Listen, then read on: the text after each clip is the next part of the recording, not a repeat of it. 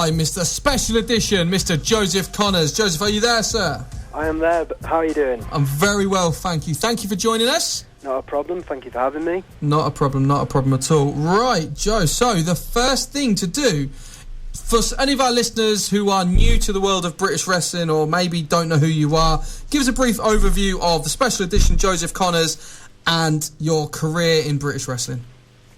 Well, I've been in the on the British wrestling scene now for, I think it's 6 years now. I'm currently one half of, I'd say, one of the more dominant tag teams in British wrestling currently, alongside Paul Malin in the Predators. And anyone who's probably seen me on a show in the past would probably remember me for being quite a loudmouth. That's one of the things I've got a reputation for being. I'm not sure if that's a good thing or not, but I've been told I can shout down quite a few people. It's part of wrestling, that is, mate. It's just, you're not the only person in the business who can do that. Absolutely. So, one thing I've noticed like I said, I've been involved in British wrestling for about a year, 18 months properly. Do you think it's getting bigger and bigger as we move forward? I think there's certain promotions that are certainly representing British wrestling fantastically well at the moment. I think I've heard you mention them in the past before. You've got New Generation Wrestling in Hull. Yes. And I've wrestled for them in the past, and the things they've continued to move forward and forward and forward. I mean, if you have a look at their setup and you look at their roster and the way they've integrated their local stars with guys from all over the country and even from far away, I think they've done a fantastic job. I think you've also got Southside Wrestling, who I also wrestle for. And I think the promoters put a lot of investment, a lot of hard work into building that promotion. I think he's doing a very good job. I couldn't agree more. And then, of course, you've got, the staple of British wrestling. You've got All-Star Wrestling, which continues to deliver. So I think, if British wrestling fans are looking for the right kind of show, because obviously wrestling encapsulates us all. Yeah. When you see a poster, that there's a lot of good promotions out there. Some of those I mentioned, I could mention quite a lot of others. But just those three alone are definitely ones I'd recommend. And there you go. I mean, do you ever come down to Leicestershire, Joe, and ever do things? We've got a couple of promotions down here. We've got Wrestle Leicester and we've got LCW. Obviously, LJ Heron, who we interviewed a couple of weeks back. Yeah. Obviously, a colleague of yours, someone from the House of Pain that you know. He comes down here a lot. Would you ever think come into our area? I certainly would. I mean, I've had some talks with LCW, but nothing's been finalised yet. But I know LJ's doing a great job down there, and I know Styx is venturing down there. I think he's facing LJ. He is facing LJ next weekend, because they've put me on the card as well now. Oh, blooming heck. I've got to get booked then. If Times must be desperate. I should be getting a booking. Come on. Yeah, I'm not going to be involved in any fighting or anything, though. Well, I mean, and also in regards to Wrestle Leicester, I mean, obviously I know Robbie Brookside is involved in that, so I mean, that sort of says it all right there. You've got one of the top British talents running there, but I haven't actually worked for either promotion, but I know LCW seem to be doing pretty well. I've seen Lee's work down there, and I think he's done a fantastic job. So I hope, hopefully they can continue.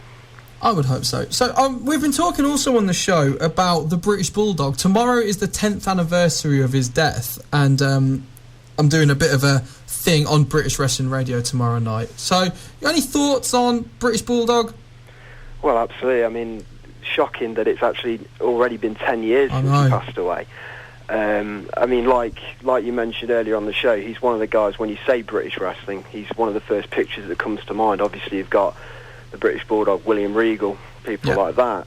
I mean, when I was a child, I just remember, when I was very young, I do remember SummerSlam 92. I mean, he managed to main event Wembley Arena in one of the biggest outdoor crowds there's probably ever been, forget wrestling or any kind of entertainment.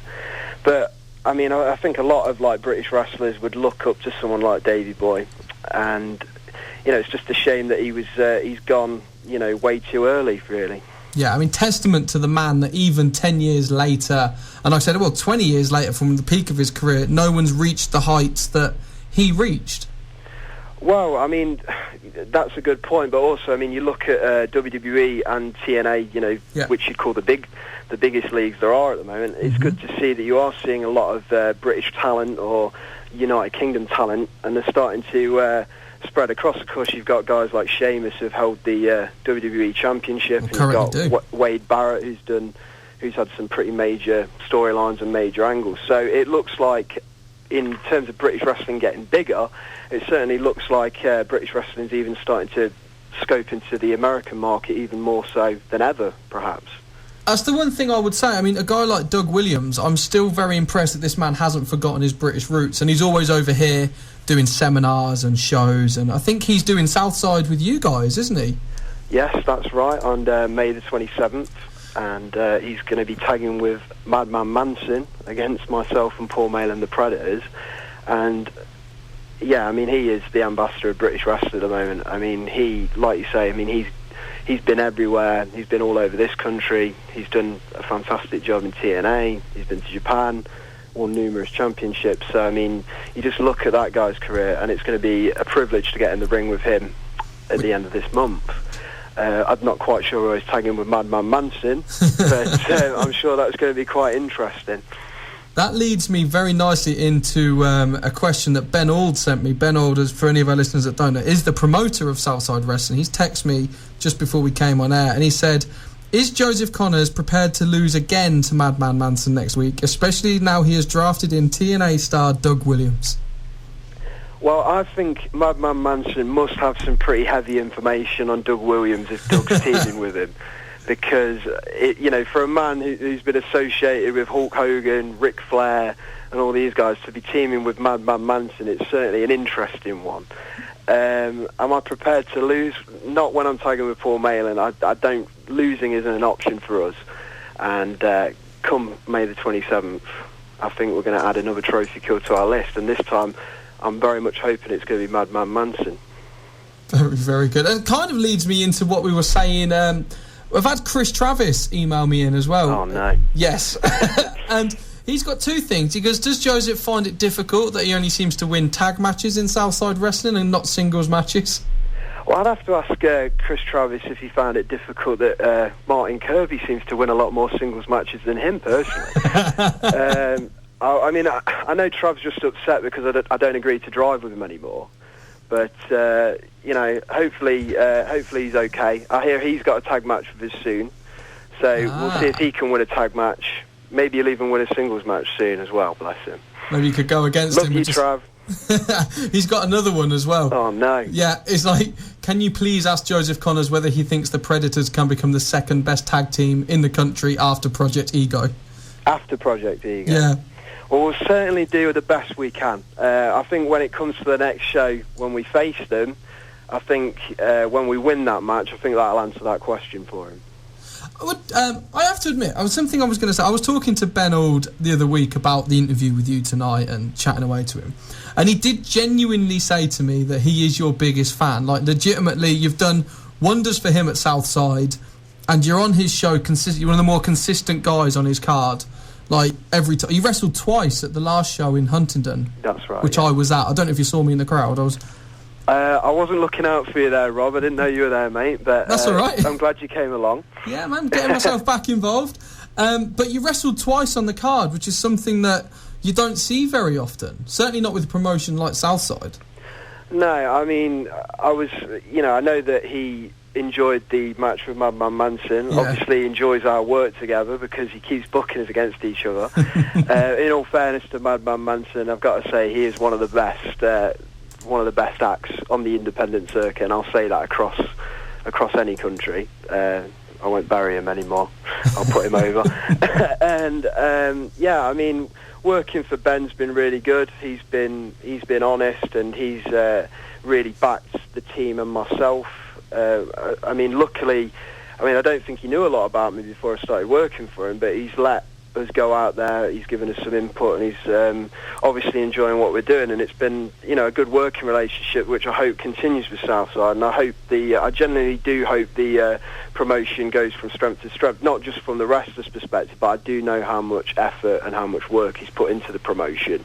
And I think we could genuinely see a big return for him at some point. I think he's got the patience, and I think he's willing to keep in on this business, definitely. So I think Southside's definitely one to look out for. It's something we've said plenty of times on the show, that to be involved in a business like this, and to an extent a business like radio presenting, and obviously we've got some ties with music and independent music and stuff like that, if you're not in it for the love of it, the passion, and have the patience for it, then don't bother.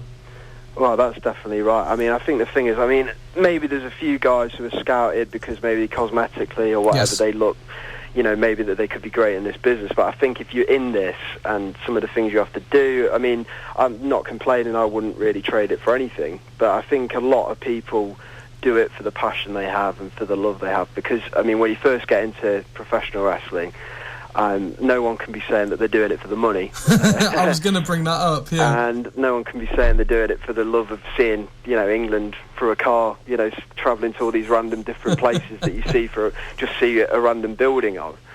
But, I think most people, and I think the thing is, if you're not, like you said, those people who aren't in it for the love or not in it for the right reasons, you don't, they don't usually stick around.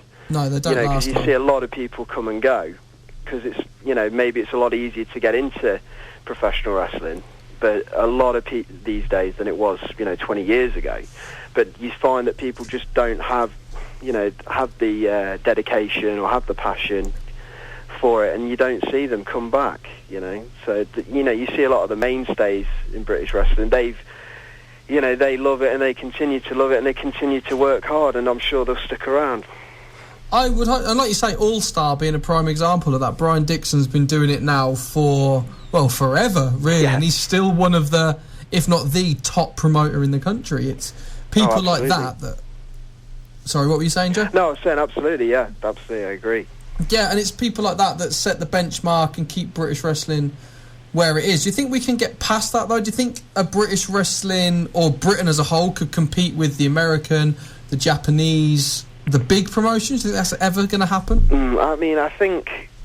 I think the thing is, for something like that, you need a lot of financial backing as well. Yeah. I think on an independent level, I think British wrestling. If you compare like the American indies, some of what you'd call the big indies over there. Yeah. They're drawing the same amount of people that a British independent may draw.